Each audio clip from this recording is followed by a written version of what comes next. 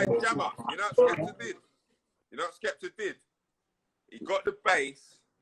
I don't know what mood he was in that day, yeah, but, bruv, he was going for gold that day. I weren't there, but he was there, and he remixed that, and he just said, fuck this, man. I can do this with me this. personally, I think this is the only remix that can stand up to the original Eskimo.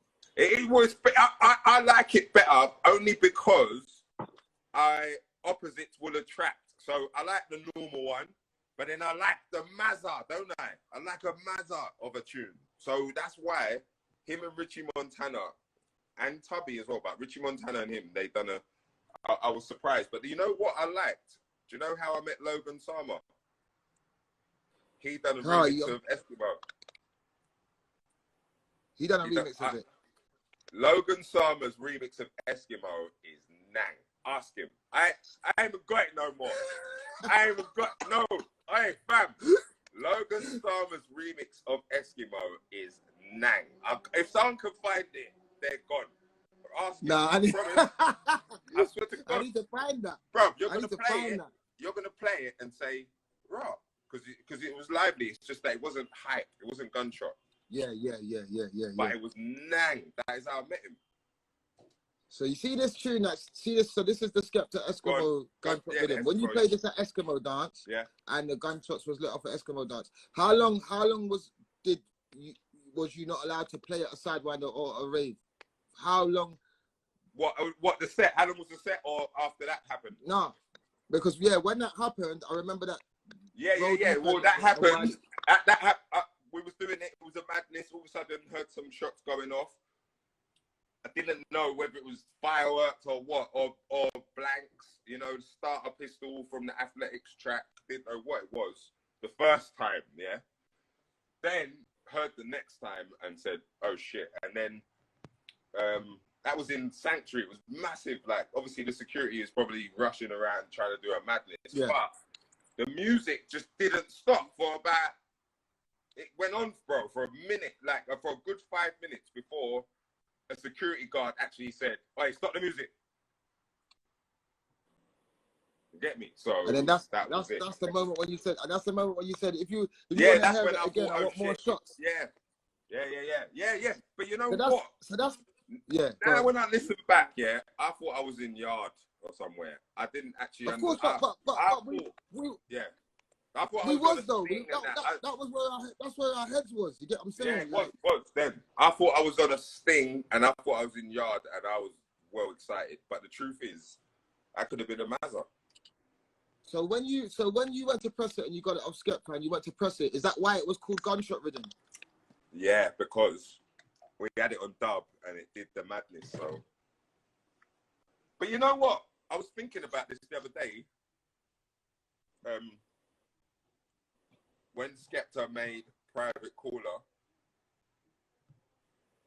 and that was his thing anyway, I would have never guessed that he would have pulled off a Gunshot Rhythm remix. You know, like the sounds wise, I would have listened to who he was, I would have never guessed that this guy could do that with Eskimo.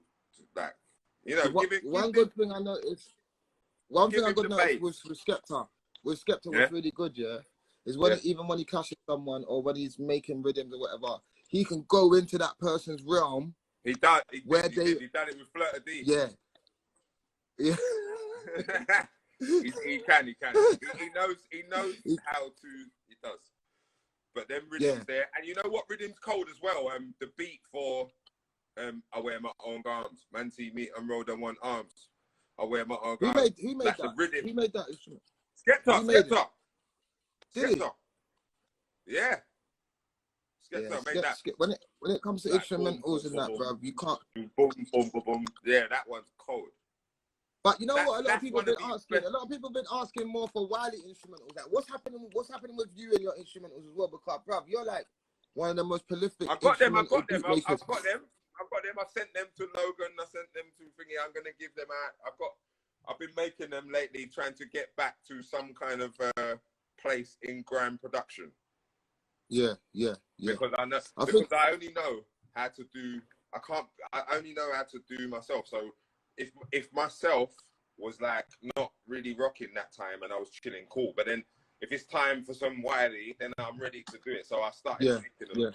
I got a sick one still. I sent it to Mayhem NODB because I was trying to add it to my album, and then they just rushed. I couldn't get it on there. But I've got a sick rhythm, what I sent to him, or I need to finish, but it's a cold rhythm. It's like a proper Wiley rhythm. It's a good one. Were you still bidding on Logic? Yeah. And basically, when you do a rhythm, you know what I do now? Some producers do a rhythm, they want all Scaps and everyone on it. I just want anyone on it. And then when anyone does it, them and the rhythm will connect and vibe. You get me?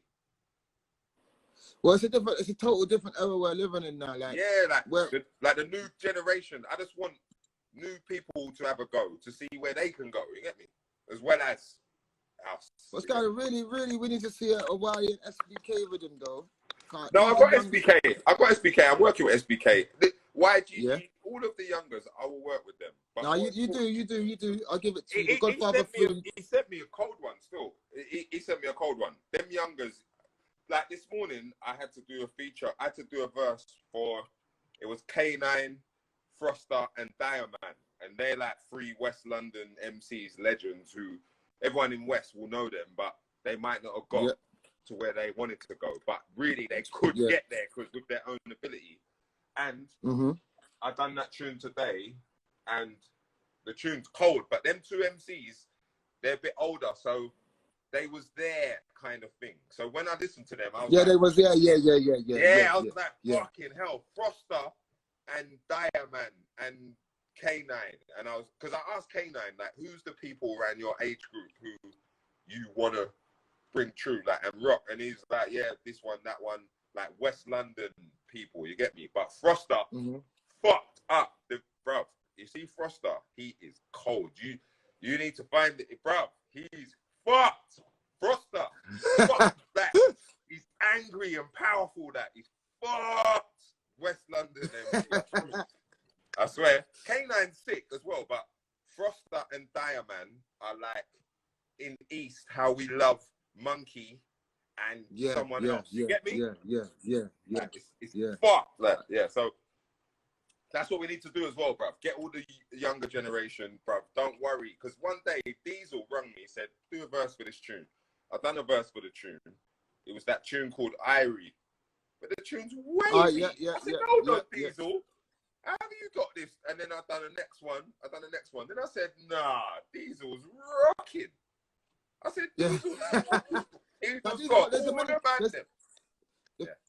The thing is, it's like when you look at certain artists that you understand, even with novelists, like you can see I see novelists in the comments, and he's like, novelist, he, at one stage he was doing this, and then you could just tell that he wanted to do this, and he done this, and he stopped doing it, and he's good at doing it. Do you get what I'm saying? Yeah. Same with D Power. D Power wants to do this. He's doing it until you look at it and you be like, actually, I want to do that with you as well. Yes, because he was there, innit? So man made a tune called Irie. When I heard the rhythm, I said, who made that? He was like, G Tank. I was like, don't lie. This ain't what G Tank sends me. All right, cool. Then Jams fucked up the rhythm, like Holly Vibes and that, Slide and that, tell him man that side. I was like, no way. I need to do that. And then I took a minute still, bro, to do my verse. And then Footsie fucked it up. I was like, nah. And then I did the job. But what it was is, at that time, I was trying to do my own job. So how I ended up on a Diesel record, and then it was cold, and he did it, it would have to have been authentic. And that is why I feel like that, like, music needs to be authentic, and not just because the fans want the top who they love on the rhythm. Like, sometimes the rhythm is Nang with me, you, and Shorty. Yes, it is, because we didn't ring Sketch, and we didn't ring Jamie, because that day they was minding their business. You get me? This. No, I hear you, because where we live now, like, a lot of people, even if you put a project out, like, some people would be like, oh, why haven't you got this person on it? Why haven't you got that person on it? Why haven't you got this person on it? And it's like, well, those are the people I was vibing with in the studio at that time, and those are the people that are on the project. You know what I'm saying, bro, man? That is it. And I think there's a lot of pressure to get people on records nowadays as well.